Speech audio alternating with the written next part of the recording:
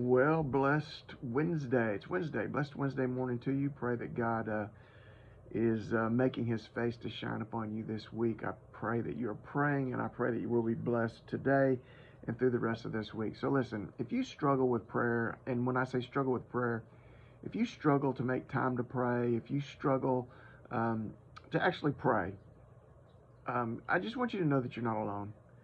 We all struggle to pray. We all could improve our prayer lives. No matter who we are, no matter where we are in our prayer life, we all could have a better prayer life. We all struggle with that element of our life. And here are some of the things, and these are things that I know from experience, right? That are the things that hinder us from praying and keep us from praying. The first one is unbelief. Now, first of all, most of us would acknowledge we believe that God is all powerful. We believe that God is all knowing. We believe that God is the King of Kings and the Lord of Lords. He is the creator of all things, that he can control nature if he wants to. He can heal all our diseases. We believe that God has all the power to do anything he wants, anytime he wants, any way he wants. So when I say unbelief, that's not what I'm talking about. Here's what I'm talking about. We're not so sure God is going to answer our prayers. We believe he can. It's that we're not so sure he will. There's our struggle with unbelief. And I'm going to tell you where that comes from. It comes from our own pride. Actually, it comes from this. We have culturally created a narcissistic Christianity. I call it a narcissistic Christianity. Our Christianity is all about me. It's all about me. Everything is about me. I'm never wrong. I'm always right. I'm never a sinner. I'm always redeemed.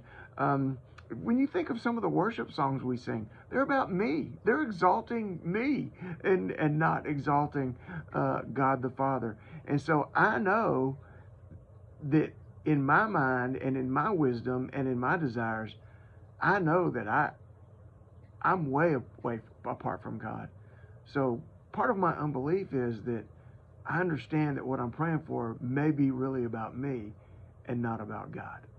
So we have unbelief, we have pride, we have ignorance, and just in the fact that we think we don't know how to talk to God. Let me tell you something.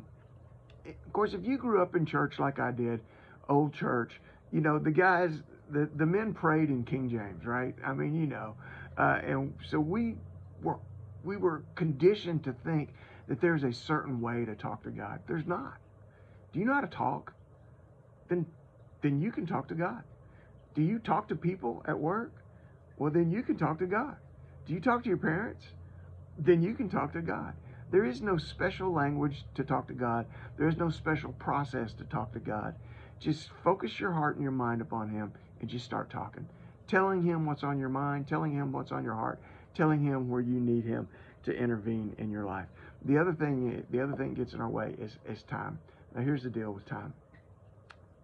We don't have the time because we really don't see the value of prayer. That's right. That's right. If we really thought prayer was valuable and made a difference, then we would do it. If you really thought prayer would move God to intervene in your marriage, you'd pray 5 hours a day. If you really thought prayer would cause God to intervene in the life of your kids and your grandkids, you'd quit your job to pray.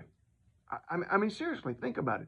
If we really thought prayer would make a difference, time would be of no essence. We have time for everything that we value. And if we valued prayer, we would have time for that too. I guess I better throw a scripture in there, right? In Hebrews chapter 11, verse 6, he says, first of all, he says, without faith, it's impossible to please him. Without our belief, it is impossible for God to be pleased. And for those who come to him, must believe that he is. We must believe that he exists, that he is the creator, that he's King of Kings, that he's all powerful, and that he's all knowing. Must believe that he is, and that he is a rewarder of those who diligently seek him. We must believe that he is the God that the Bible declares that he is. And not only that, but that he wants to answer our prayers, that he rewards those, that there is value to those who spend time diligently seeking him. I know I got a little long-winded today, but I wanted to cram all that in. God bless you guys. Get out there. Pray today. Love you. Bye.